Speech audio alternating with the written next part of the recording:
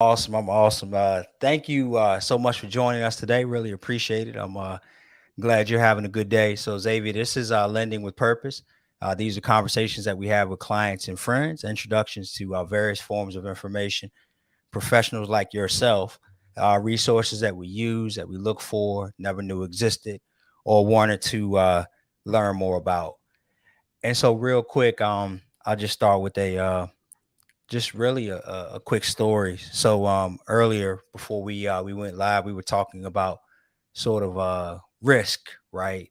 Um and and in this particular situation, I'd ask you if you felt like you were taking sort of a big risk because you're a new realtor. You do this and it's no paycheck unless you kill something, so you kind of eat what you kill, right?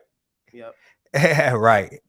And so I started to think back about like myself when I got started in the mortgage industry, and to tell the whole story, but I left a corporate job that I had a base salary. They were giving me expense reimbursements, just all kinds of stuff, and it appeared to be very stable. And so I left that position to join a very good friend of mine in the industry, and I trusted him because he had done a really good job, and he told me that he was going to lead me to the water, is what he said, and then he said I was going to drink.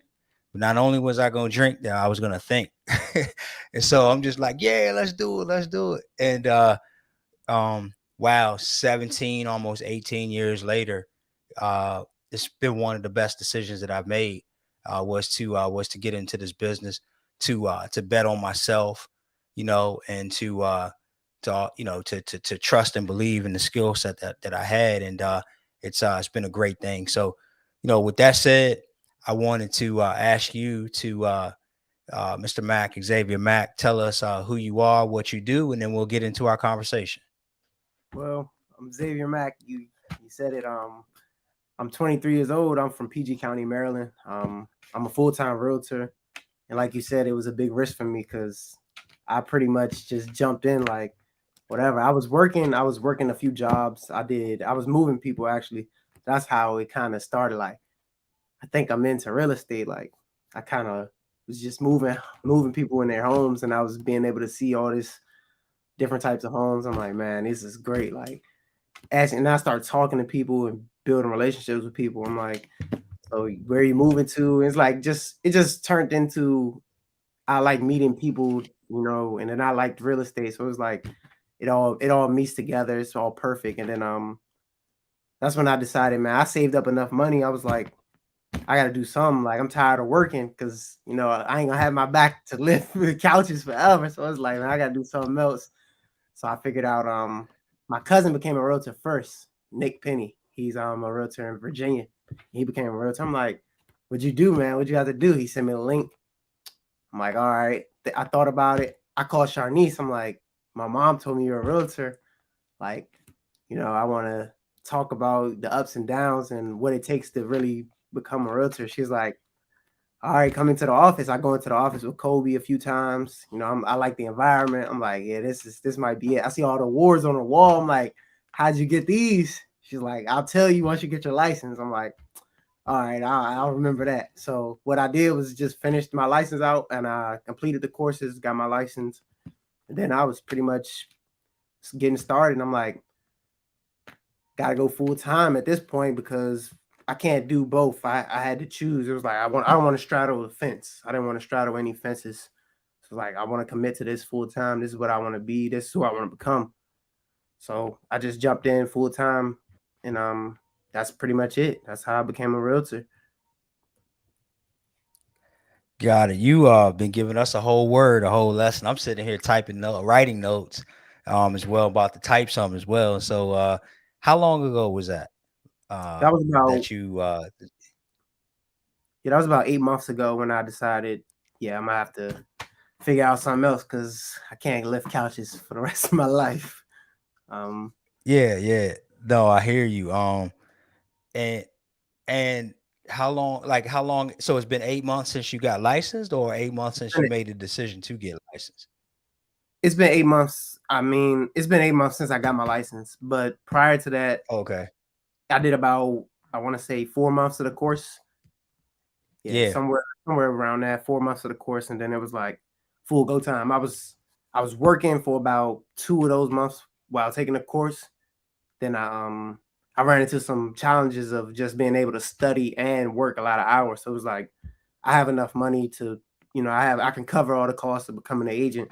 Now it's all about learning what it takes to be an agent, and then that's what I did. So it was pretty simple after that. And then there were some other things behind my inspiration to become a realtor as well. I had learned from my grandmother that her grandparents actually owned farms and all types of stuff out in Virginia, but they got eminent domain, and it was like just because of the times, like they were eminent domain took all of that. So that's generational wealth that I feel was just snatched away from me, and it's like I got to do something to. I got to get in that type of field where I can build that generational wealth through learning real estate, and that way I can acquire assets to eventually build that generational wealth back and earn that back. Into your family. Yeah, into my family, generational I wealth. That's a major thing that I really cared about. So I felt real estate was the way to go, and that way I can learn the ins and outs of it while being an agent, and then do it for myself. Wow, wow. I just got a chill when you said eminent domain because I could imagine being an owner of that farm, and I'm sure it was a lot of land, and it just be taken from you. And so based on what I just heard too as well, that was something that really motivates you to do what you do, because it sounds like you probably feel like that you could have helped with the knowledge that you're receiving now, or at least you would have tried to help to avoid that. And then you're also trying to break those cycles so that it never happens to you or your family again, or anybody else that you're in relationship with, I would assume, right? Yeah, because there's a lot of stuff that you could do to. There's inverse condemnation. There's a lot of stuff you can do to actually fight it, but at the time, it's the 50s, 40s. They don't really have that knowledge. They don't know about real estate. It's like if I knew what I knew, if my family knew what I know now, it's like dang. But see, I'm afforded the opportunities to get into these fields, so that's what I. Sorry about that. I'm getting a call. No, it's okay. Take your time. We're just having like I said earlier, a casual conversation. I'm excited to get a chance to speak with you about this because I say I'm old, man. Like, and but I'm 40 in my 40s, like mid 40s, 46 years old. I know in the mortgage industry, the average loan officers, somewhere depending upon what day and who you ask and what you read, is somewhere around 53, 54 years old, right? Mm, And so we feel like at least that this part of the industry is aging out, and so we want and the goal is to bring as much fresh talent as we possibly can into the real estate business and mortgage. I'm speaking specifically, and so any chance I get an opportunity to speak with someone who's newer to the business, number one, but also in a younger generation, and I love hearing the perspective on it, and it also it's encouraging. It always gives me hope that we're headed in the right direction, and so we're gonna get into some of this other stuff that I've been writing. I just wrote down. I wrote down so far the building relationships piece. I love the fact that you fully committed to it. And then you made a comment about something that I thought was really important about saving money. So mm. you knew that getting into this, it wasn't going to be like a sort of a steady paycheck like you were used to getting, like a 9 to 5, where you don't get paid every 2 weeks or how every week, hourly, whatever it might be.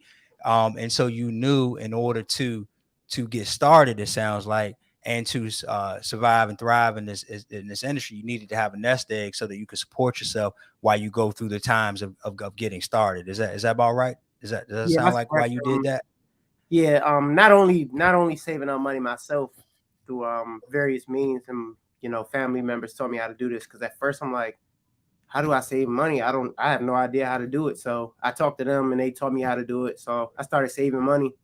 And once I saved up, it was like, all right, time to do something with the money. You got to make the money work for you. So I invested in myself essentially, and became a realtor. And then it's like, all right, now you have to kill to eat, like you said, is commission. So like taking a risk, but I believed in myself. It takes a complete belief in yourself. Like dead broke before my first commission check. Dead broke. I'm talking like I'm very broke. I'm like I had good family and support system. Though they were helping me. They were helping me out when they could.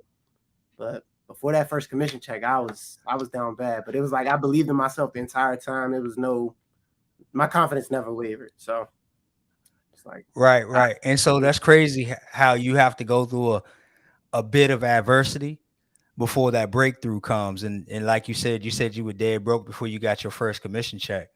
yeah, Um, and so, oh man, I want to get into that too. But like before we get into that piece, we'll end with that, all of that.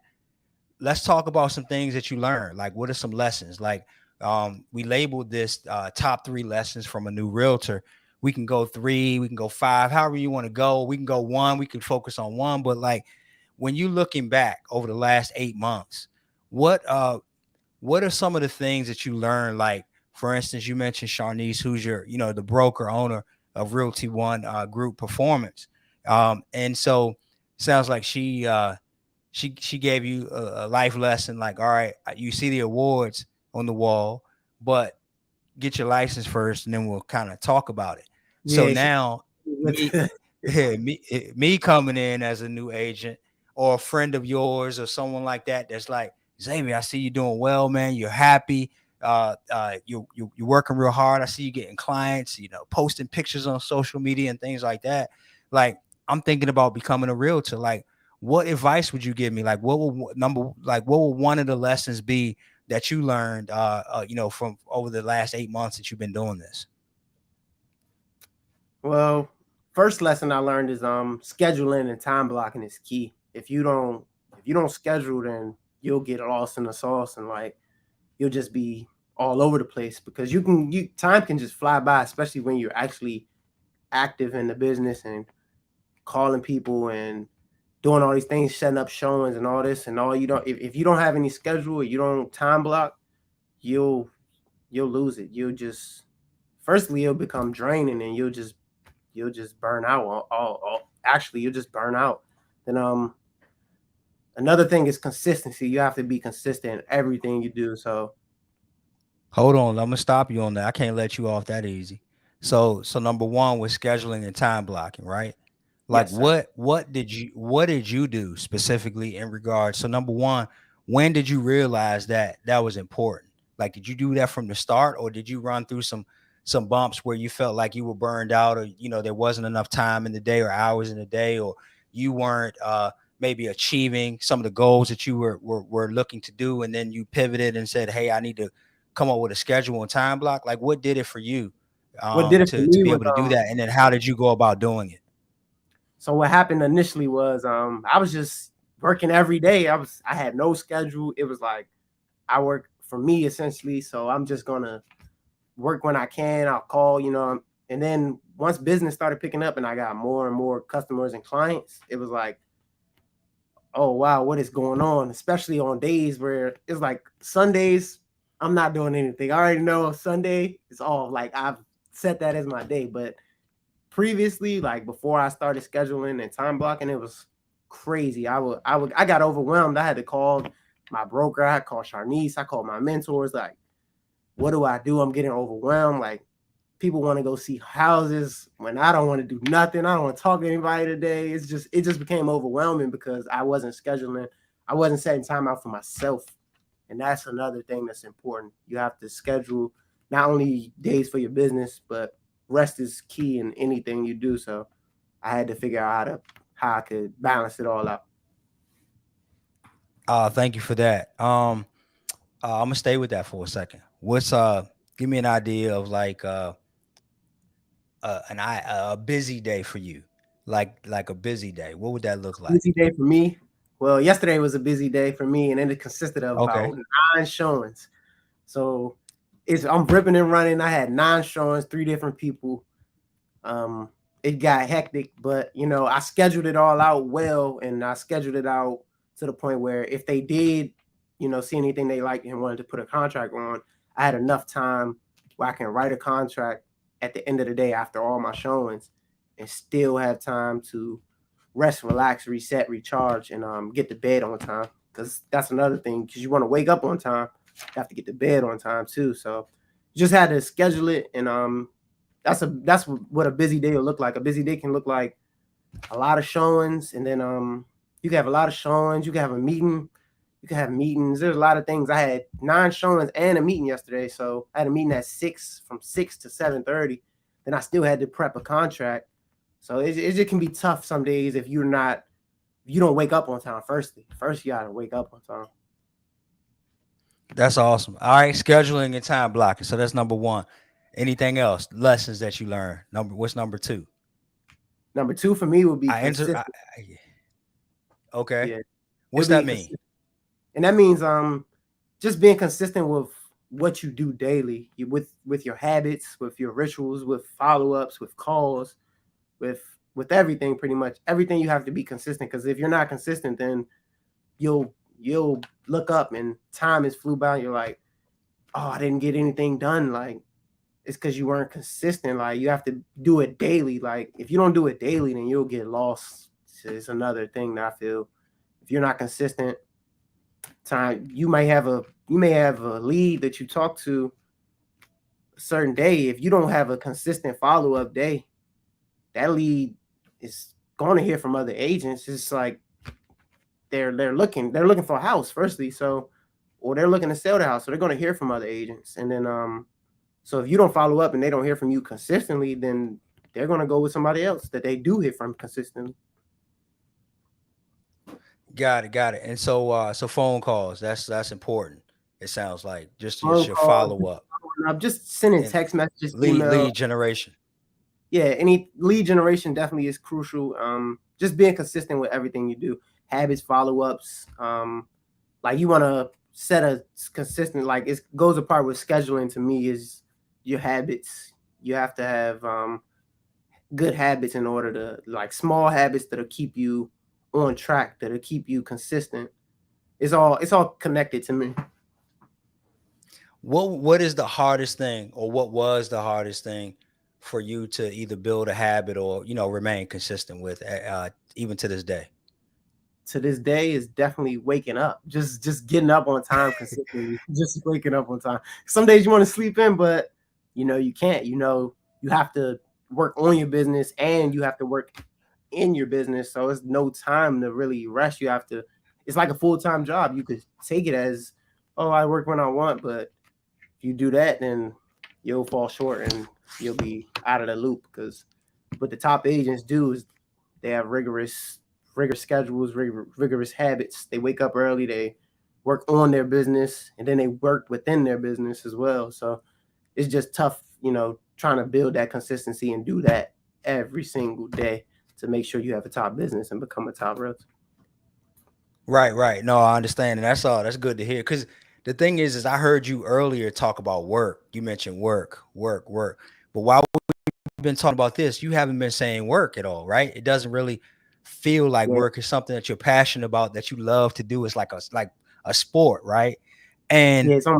and but you also mentioned that you have to treat it that way, because what people a lot of times do in sales, specifically, and I'll be lying to you if I told you that I didn't fall into the trap either, is that we have all this time, right? And it feels like that is our schedule and we can just pick up and do it whenever, however we want to do it. But if you're not regimented and you don't, like you mentioned earlier, have that schedule, if you're not consistent, if you don't treat it like a job, because it is a business, it just happens to be your business, because nobody else is telling you when to punch the clock. No one else is telling you when to take a lunch break. No one else is telling you when to make phone calls, how to make phone calls, things of that nature. You might get some assistance, you might get some help with that, but there's really you're the one sole person in your business that has to hold yourself accountable a lot of times, right?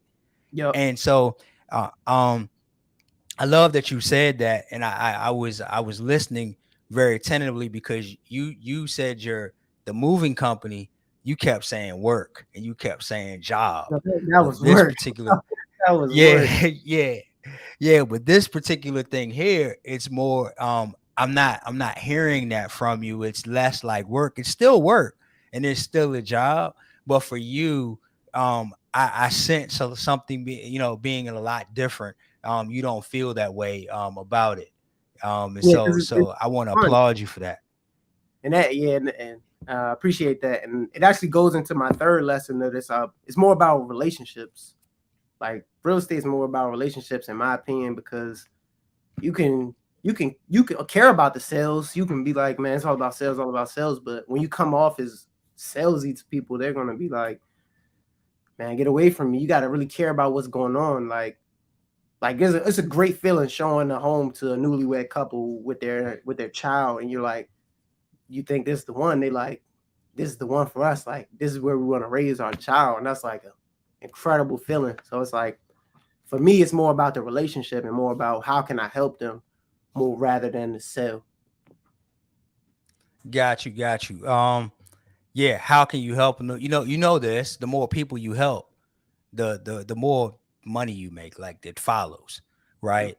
So if you lead with serving, you lead with helping, that's when everything all makes sense and it starts to work out better for us. Not all of us do it that way, and some of us are wildly successful not um following those principles.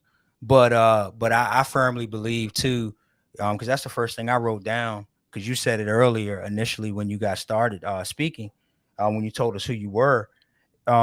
You said specifically building relationships. You said it twice, and this is your third time saying it. And so I'm glad to hear that in regards to a lesson. Like, can you give us an idea of like how a relationship showed up for you? One day I was just supporting my cousin's business. She has a makeup store. So she had a store out in Baltimore. She had a store. She just had leased the storefront. So I just wanted to go support one day. And I went through, it was after a showing I had out in Baltimore. So I just went through there, and one of her friends were there that was actually a photographer. And she was pregnant at the time. And she was just in there shopping, talking. Then I ended up, just joining the conversation. And then, I happened to mention that I was a realtor. She was like, me and my husband are looking for a house. Like we have a child coming. We want to get a home soon. And that just turned into a great relationship that we have now to this day. And we'll get that first home for them soon. And it's just been building since. And actually, like, that lead not only led to other leads, but those leads have led to other leads as well. So it's just, coming all full circle just from being a good person, like you said. So tell me about the first check you got. First Like, check I got. tell us about that. Yeah, your first commission check. Tell us about that. So it was a relocation. So it was this elderly couple when they were moving from Mississippi. They actually were well established, and they had a lot going for themselves. And I had first made the call. It was online. I first made the call. I'm talking to them. My nephew runs in. I'm like, oh man, get out of here. He's like making all this noise. He's a baby, so he's making all this noise. And they're like, I hear you, I hear your son back there. I'm like, nah, that's not my son, that's my nephew. They're like, how old is he too? And like, we just stopped talking about what they were looking for in the house. We stopped talking about all of that. We started talking about children at that point. It was more about, yeah, man, this kids are crazy. Yeah, he's running around. I gotta get him out of here. I'm trying to work. Then it just kept building from that moment. And just little small stuff like that helps you connect to people can be crucial. So that was special for me. And then so I had did the showings for them. They were still in Mississippi. They had came back, and they were coming back and forth from Maryland to Mississippi here and there.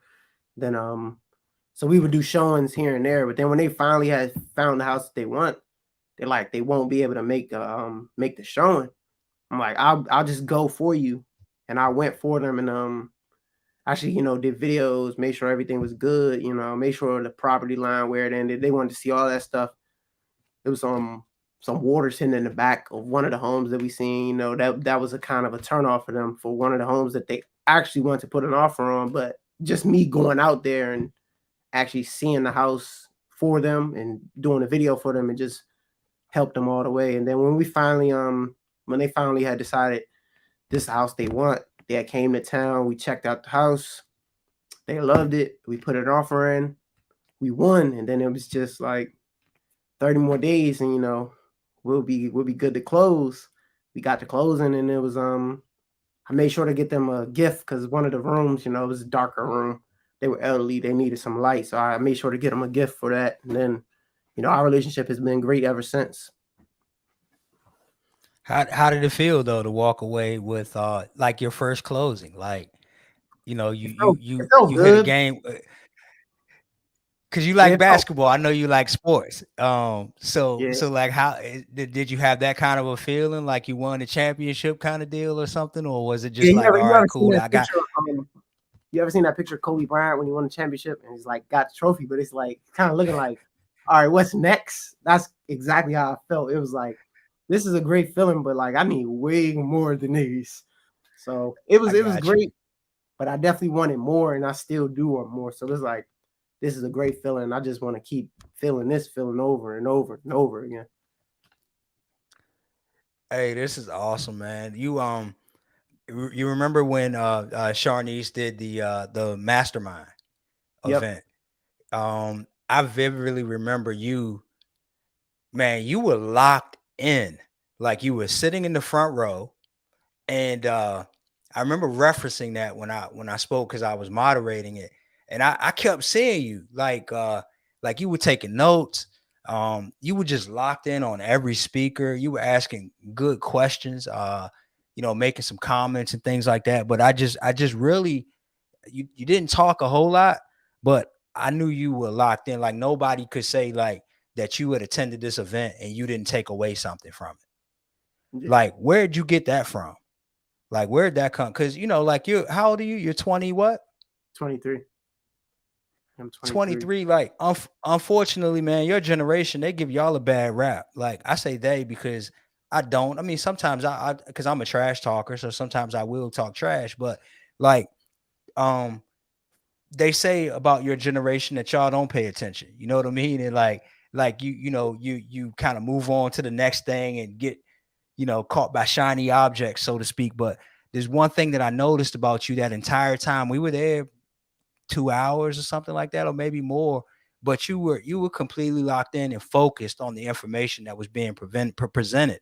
And I guess I would ask you like how you got that. Like where'd that come from in you? That focus, and it kind of comes from just like you said, being into sports, being a being a sports fan. Just I used to play sports, and I know like I learned a lot between the time I stopped playing, which was high school. I didn't play in college, and so it's like I learned a lot from that time of why did I not accomplish what I wanted to accomplish in high school, because everybody wants to play college ball, everyone wants to go to the NBA, but I had to sit and really think about why I didn't do that. And when you have to reflect on a deferred dream, you kind of learn a lot of stuff. So I learned that if you really want something, then it's nothing that can stop you. There's, you can come up with excuse, but excuse is like tools of incompetence. So it's like you really just didn't want it at the end of the day. So I feel if you really want something, you'll focus and lock in on it. It's like laser sharp focus, and that just comes from like listening to a lot of Kobe Bryant, and the Mamba mentality is kind of try what I try to live by. You got to focus on something, and you can't straddle the fence. Like I said, you got to go all the way in. And that's another reason why I became full time. It was like I'm not here to straddle no fences. I'm going all in. This is what I want to be, and I know this is what I want to be. So it's what it takes. And, that's kind of what I took from that. And like you said, I learned a lot from that day, because I wasn't even dressed like a realtor per se. I had I had on street clothes, and I was like, I kind of felt I like, could tell you what you had. I could tell you what you had on. Cause I like Jordan ones, right? mm, I love those sneakers, and I remember you had a pair of Jordan ones on yeah, I had that street day. clothes, and I learned that your image is that's crucial. So I came in there, and and I know people were looking at me like, what is he wearing?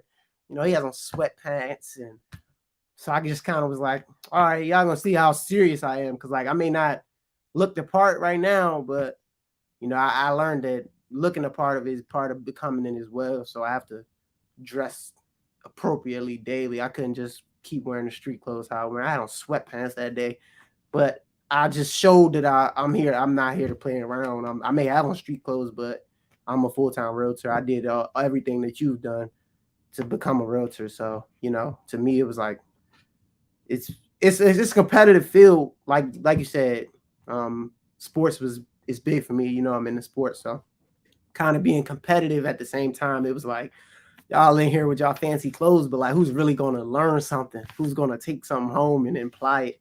And that's kind of how it felt for me. Cause like especially just being looked at like, what is this guy wearing? But it was like, whatever. I don't care. I'm here to learn. So I promise you, at least on my side, but see, I have a lot more experience than you, and I've been at it for a while. So I personally am happy that I've been able to take my suit off. I've been in corporate America prior to this. I guess I still am, but working for other companies and larger organizations where sort of a dress code was more appropriate, right? And mm, so um, I feel like at least nowadays, you definitely have to dress the part, right? You have to meet people where they are, yep, right? And so, for instance, if I know I'm going to a basketball game and I'm going to meet you at a basketball game to talk about whatever it might be, chances are, I promise you, not even chances are, but I'm not wearing a suit. yeah, I'm not gonna dress up. I might wear a golf shirt, but I'm not wearing a button up like kind of collar shirt or something like that. Like I'm gonna be comfortable and casual. yep, But like if we were meeting at a restaurant, right, or something like that, that's maybe a little bit more upscale, then yeah. Or if we're going to a conference that is a group of professionals and things like that, then maybe so. But I think, like I said, at this point, in the way that the world is headed, it's really about like being comfortable with yourself, but also meeting people where they are. And yep, so I think if you continue to do that, then you're gonna be fine. And I like the mentality that you mentioned. Like, all right, yeah, you all are in here in your fancy suits. I'm in here in my sweatpants and my yeah, Jordan ones, and I'm yep, getting all the information that's gonna take me to the top. And so I love that. And so don't change that about you.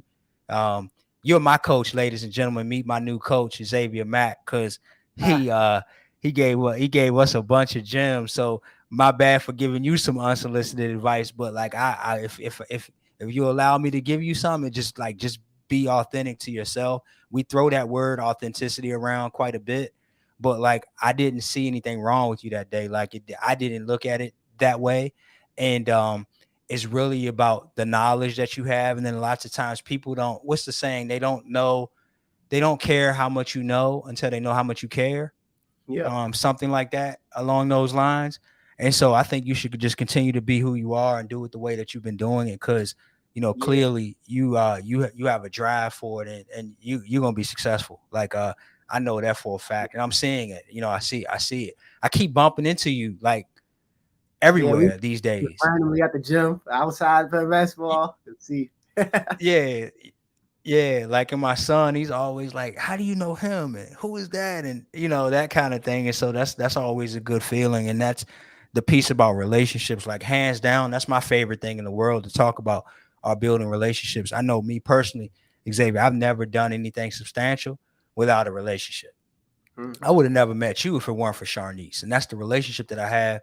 And with your family too as well. Like it's super important. So before I talk you to death on here, because I can go on and on when I get excited about these kinds of things. Um uh Scheduling and time blocking was the first lesson. yes, sir. Consistency was the second lesson. Um and relationships. We had somebody to say, stay focused, young man, you will go far. Appreciate that. I've heard that from that lady a few times, from that same lady. And so before we move on, tell us like what you need. Like how can we help you? And then lastly, tell us how we can connect with you. So what do you need? How can we help you in your business? And then how do we connect with you? Um, what do I need? I feel like everything I need is, it's already been established. We already have a good relationship, so I feel like everything I need is within me already. Is just applying myself, like you said, and then just How can we help you though? Like we have some listeners out here that may be able to help you. So like, are there some things that you're looking for, like new clients, the types of clients, location? If you need like any classes, any resources that are available, that is there anything that you can think of that you might want to put out there in the universe that that could help you? yeah, I would love new clients, of course. I would love to help. I would love to help anybody. So if the opportunity is there, then I love to be able to help them. I really appreciate any referrals that anyone has for me. I would appreciate that. And that's pretty much I feel all I need, and the rest will be on me. It's just I gotta get it done. Got it. How do we connect with you, Xavier? You can We'll connect with put it me. in the comments. You can connect with me through uh, LinkedIn, Instagram, my personal phone number, which is should I say that now or should Yeah, if you say it, we'll get it typed into the comments. Just yeah, yeah, it's, tell us. my personal number at 301-312-5515. And yeah, I always answer the phone. That's one thing that I feel is huge, just being available to people. So I'm always available. You give me a call, I'll answer. Shoot me a text, I'll answer. Um, yeah, I'm always available. Like I said, that's how we can connect. I'm available on LinkedIn. Like you say, you shoot me a DM. I don't know if it's called a DM on LinkedIn, but yeah, direct message, I guess. So, yep. Yeah, yeah, it's that's what I say. I say direct message. Um, that's exactly what I say. So here we go. I think I know your answer before I even ask. So you get one person, one question. Who would it be, and what would you ask? One person, one question. Who would it be, and what would you ask? I thought about this. I thought about this for a long time. Um, yeah, I still wasn't able to come up with a concrete answer. It was between like three people, but I'm just going to give one. So, it's tough. That's a tough question. I gotta go. So go ahead. I look. Tell me the three real The quick, three, and then I want to hear the one. Yeah, who were the three? the first one that came to mind was Malcolm X, of course, and then secondly is probably Kobe Bryant, of course, and third I said Nipsey Hussle. And All I right. didn't really So go pick ahead. You can go. one. I want. You can't go wrong with any of those three. Pick one. Let me hear that. I would love to find out who you would ask and what question would it be. I think. Oh yeah, I'm gonna go Kobe Bryant. I'll go Kobe Bryant. I'll go Kobe. And that question I would All ask right. him, I like to write as well, so I have stories coming out. Kobe Bryant really inspired my everything, especially when what he did after basketball. So for me, I would ask him a question. How do you build a great story, and like what elements would you incorporate into that? Just not even about sports, just about life. Wow, you killing me, man. You put a lot of thought into things. I love that. So how do you build a great story? Is what you would ask Kobe Bryant. Yep. How do you build a great story? And yeah, Kobe's a great storyteller. I didn't like Kobe. I missed out on a lot of Kobe. I did not like Kobe. He won an Oscar, man. He won an Oscar. I I know, but I love Kobe. Like I go on record and I'm it's in my friend group. Um there's a group of us that just never really got with Kobe. But like right when he retired was the time that I really started to go back and appreciate Kobe and what he did and stuff like that. And I like the suit Kobe. You know, Yep. I like the the Kobe the is the the the legendary. yeah, the businessman and the actual guy that became a great father. Mhm. Um, that's the Kobe that I really like. But yeah, he did win an Oscar. That's an amazing question. So one more time, you would ask him how to build a great story and what are the elements that go into it. Yep.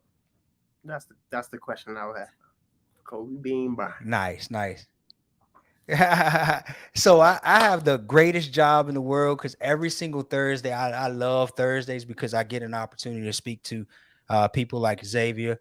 Like I mentioned, it would be just such a shame to have folks in my network like this and not share it with everyone. If there's anything that we and I can continue to do for anybody out there, please don't hesitate to reach out. Um, everyone just remain as safe and as healthy as you possibly can. And we'll be back. I think we'll be back next week. Yeah, we'll be back next week with a new guest. Xavier, thank you for your time today, sir. As we close out, I ask you to just hang on with me a little bit longer. But thank you. I really appreciate all the gems and all the great information that you shared with us today. Thank you, man. It was an honor being here, man. Just being on any podcast, it was an honor. Thank you. Thank you.